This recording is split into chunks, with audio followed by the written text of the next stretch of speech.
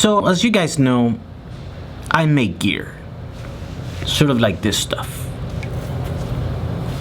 So I made this one specifically for someone.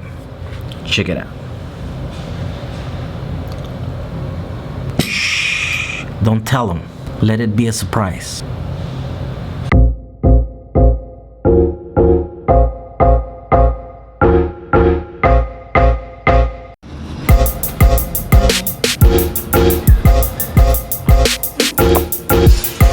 Here in the car.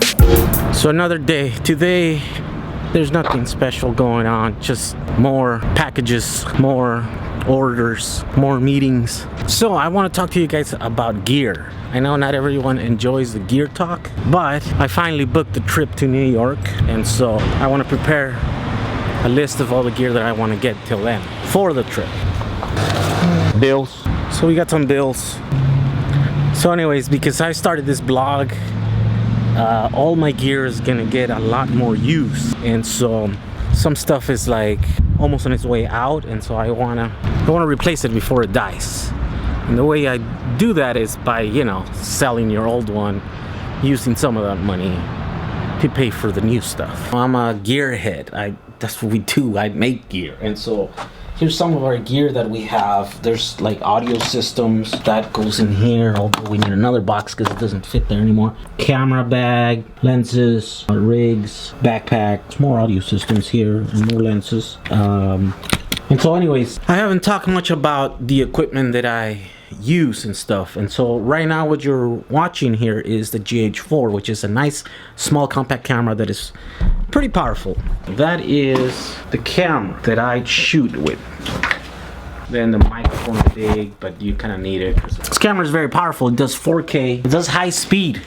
Shoots up to 96 frames per second. The other cool thing about this camera is it's a mirrorless camera, and so it allows it to be a lot compact. The lenses are a lot smaller. This is roughly an equivalent lens. So this one has more range. This one's 7200. This one is a 14-140. So the actual range of the zoom on this is a lot more than this one.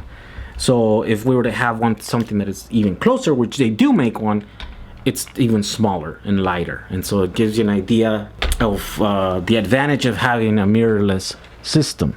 So last night I shot some stuff.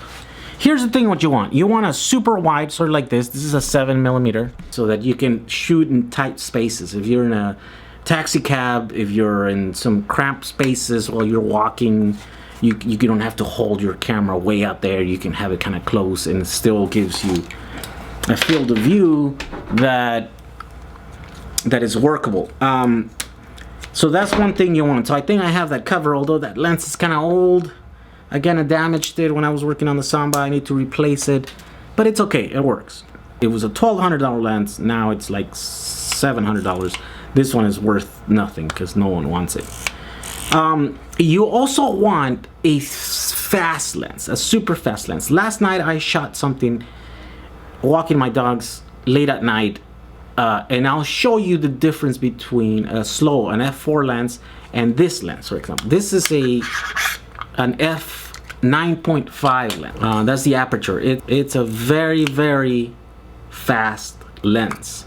That is a cool thing. The thing that is not so cool is that it's not as wide as this one, right? So this one's a 17.5mm, which is pretty wide. But it's nowhere near the 7mm that you're looking at here, and so I want something that's closer to that, and so they do make a 10mm. And so what I want to do, sell this one for whatever I can get. Probably get like $900 or something for it, and then order the 10mm, because the 10mm is also an f.95, and so it's great for that. The thing that is not so great is that it's heavy. It's made out of aluminum, and then the other thing is that it's fully manual, so it won't focus by itself. And when you open it all the way up, when it's dark, the focus field is super shallow, and so if you move a little bit, then you're out of focus, and so it's challenging to shoot with it. But it's the only way to shoot when it's dark. So you gotta have your super fast lens, your super wide lens, and then you gotta have a nice zoom.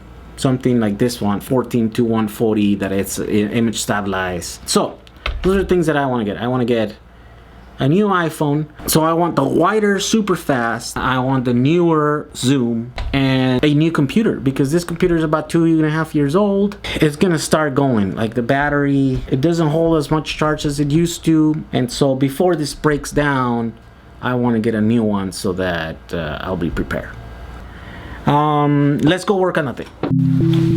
Just gotta make sure it's big, whatever I'm gonna do. All right, here it is. If I put it right here. So this is a rig. This is for production. You're gonna have, you got this little threaded stud rig, and it's nice and it's very versatile. Ours going down the middle of it with an electronic viewfinder. Just clip them there. Project proposal, stuff like that.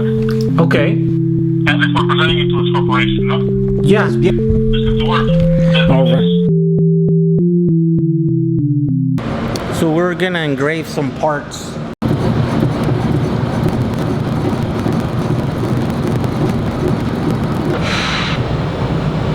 Go. Shh. Don't tell them. All right, I'm gonna go. I have an infection in my mouth. I cut my lip inside. I was wrestling around with the dogs. Oh. 2 days ago, and so now it's like I can feel it. It hurts like crazy. My whole face is numb right now. Jesus.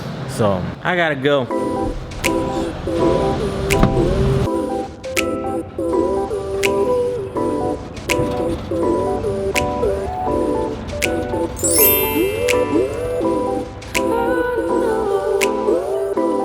We'll be back next week at this same time.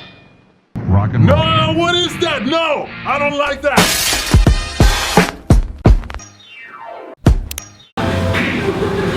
So I'm taking that Friday off that you come back. But look at that. That right there is the first electric Ferrari GT 308. It's got 3 motors like the ones that I have on my Samba. Well, they're like slightly bigger than the ones in my Samba. Wait, they already took it to Willow Springs International Raceway?